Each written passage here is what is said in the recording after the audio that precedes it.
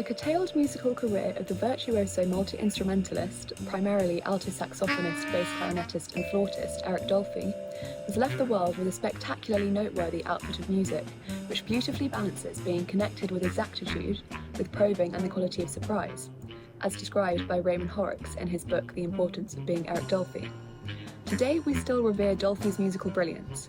We gape at his virtuosic improvisations, which are unabashedly outlandish, yet not anarchistic.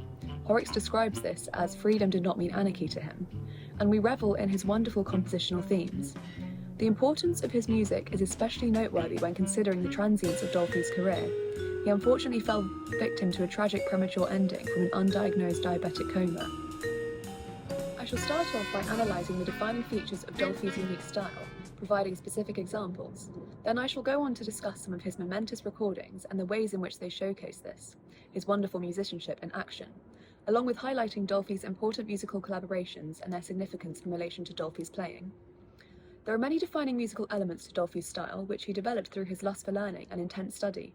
A beautiful quote from Dolphy which sums up his philosophy is, "There's so much to learn and so much to try and get out. I keep hearing something else beyond what I've done. There's always something else to strive for. The more I grow my music, the more possibilities of new things I hear. It's like I'll never stop finding sounds I hadn't thought existed." A distinct Dolphy-esque melodic device is the use of frequent angular leaps, noted by Dave Frank in his jazz masterclass The Music of Eric Dolphy, as ranging from a fourth to 3 octaves. This feature is particularly revolutionary considering typically melodies revolve around more conjunct movement, whereas Dolphy confidently exploits the whole range of his instrument by contrasting opposing registers in quick succession. This is particularly awe-inspiring on the bass clarinet, which has a large range of up to 4 octaves, compared to the range of a saxophone, which is 2.5 octaves. Listen to this excerpt of Dolphy soloing on his recording Burning Spear, and note the compound major 7th leap midway through, which is essentially almost 2 octaves. Also, note the piercing sound of the high register he reaches at the top of this huge leap. This tone is reflective of a bird-like shriek, another technique of Dolphy's which I will elaborate on further.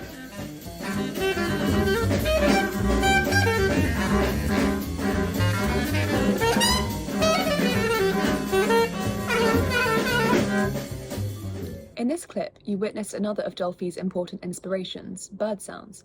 Dolphy's musical exploration extended to the influence of nature, specifically a fascination with birds and bird sounds, which he would incorporate noticeably in his improvisations in the form of bird-like shrieks, calls, and cries. Dolphy describes how, at home in California, I used to play and the birds always used to whistle with me. I'd stop what I was working on and play with the birds.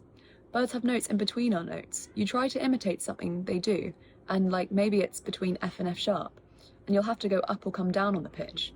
Indian music has something of the same quality, different scales and quarter tones.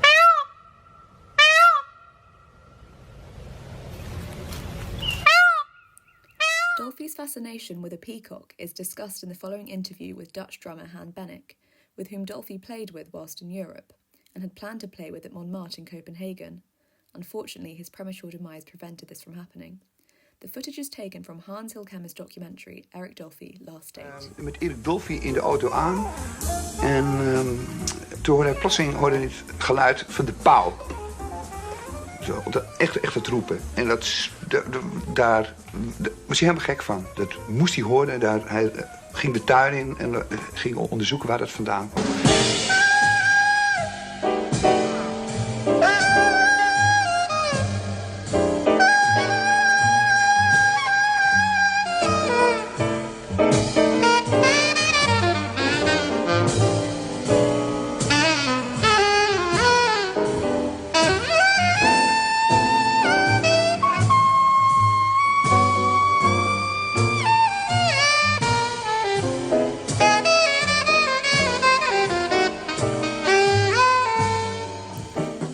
Dolphy's most momentous musical moments throughout his career have been his unaccompanied solo performances, which are consistently breathtakingly beautiful and some of my most loved Dolphy recordings. Notably, Dolphy was a trailblazer in his playing of unaccompanied horn solos, as this had only been previously done by Coleman Hawkins in his Picasso of 1948, and Sonny Rollins, an example being his performance of Body and Soul. I will now play 2 examples of Dolphy's unaccompanied solos, firstly with Dolphy on alto sax, then bass clarinet. The first recording is Dolphy's performance of the Walter Gross tune Tenderly, which is featured on Far Cry, Dolphy's third album as leader, specifically co-leader with trumpeter Booker Little, a musical collaboration which was very sadly cut short due to Little's extremely premature death at the age of 23, less than a year later. Recorded in December of 1960 and released in 1962, Far Cry sees Dolphy embracing the influence of the free jazz movement pioneered by Ornette Coleman, with his strikingly original and unusual solos, which do retain traditional bebop characteristics but are obviously diving towards new, freer exploration. In fact, Dolphy had just recorded with Coleman earlier that day on his seminal album, Free Jazz. A Prestige review of Far Cry comments, "Eric Dolphy's playing seemed to bring the best out in Booker Little, and vice versa, so this album is a natural for a list like this. By now, Dolphy had been thrust into the new thing controversy then raging in jazz by his highly individual approach, but as this album shows, his highly sophisticated style evolved out of bebop and Charlie Parker, and was not devised in opposition to it, as many critics at the time thought. His solo on Tenderly, for example, is a minor masterpiece, anticipating virtually every technical and structural device on Anthony Braxton's for alto.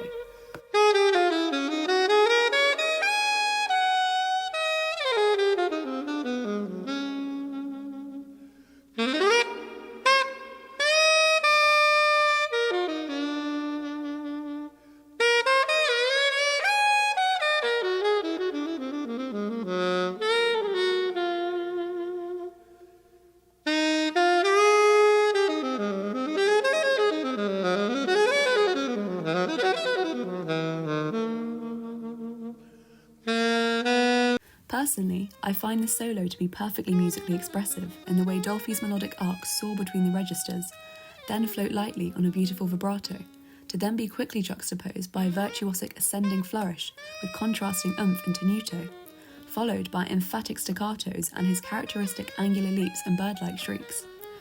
With his rich musical palette, he manages to create both an exciting and peaceful atmosphere which is extremely captivating.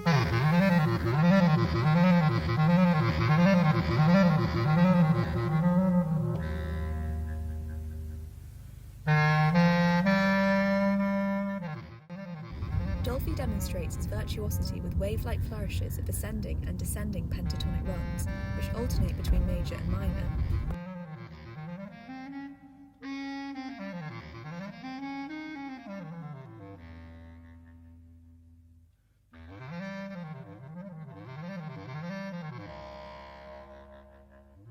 Here, he employs bluesy phrases and expressive swells and dynamics, followed by an oscillation of a perfect fourth and a tritone around B, which resolves when the B and F sharp move down to a B flat and F natural.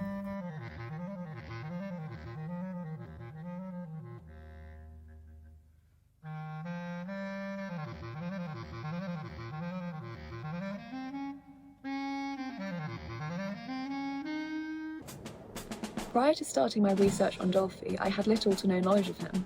My initial interest was sparked by witnessing a wonderful gig in which a tribute to Dolphy was premised with the tragic story of his death, which brought me to tears. My own father being a diabetic, I deeply empathise. I first listened to the album widely considered to be Dolphy's masterpiece, Out to Lunch, of February 1964. Interestingly, this album is one of 3 Dolphy albums with Out in the title, a likely reference to his musical direction being outside of the norm. I was immediately struck by the instrumentation choice of having a vibraphone, an instrument which is unfortunately less commonly found in jazz than, say, the saxophone. And since I play it myself, I'm particularly fond of this choice. Raymond Horrocks described how Dolphy had made this substitution of replacing a pianist with Bobby Hutcherson on vibes in 1963, and how it reflects Dolphy working towards a new kind of order. And in their book Eric Dolphy, Vladimir Simosko and Barry Temperman note that, by replacing the piano with the vibraphone, Dolphy more purely balanced the families of instruments in the group. In addition, he highlights the musical synergy between Hutcherson and Dolphy being an important factor in the success of the group's output. Dolphy describes his decision. Bobby's vibes have a freer, more open sound on a piano. Pianos seem to control you, Bobby's vibes seem to open you up. Out to Lunch also showcases the wonderful synergy between Dolphy and bass player Richard Davis, which made their debut record together in 1961. Davies states how he and I would often rehearse together, just the two of us, and Vladimir Simosko and Barry Tepperman describe this connection as a near telepathic rapport. The track Something Sweet, Something Tender is a great example of this. They are so together that they almost sound like one person.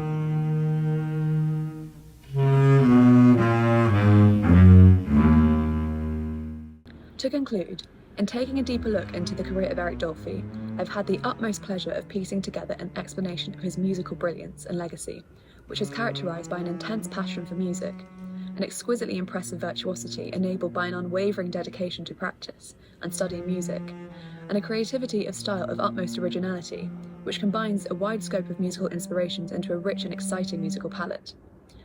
Dave Frank amusingly states that Dolphy's solos go between birds and bird, a reference to his intertwining bird sounds from nature and bebop vocabulary from Charlie Parker, otherwise known as Bird. I'd like to leave you now with this footage of Dolphy playing with Charles Mingus, Mingus being one of Dolphy's most important musical connections. The composition is So Long Eric, written by Mingus about Eric's imminent departure to Europe. And finally, a quote from Gunther Schuller, which poignantly sums up Eric Dolphy.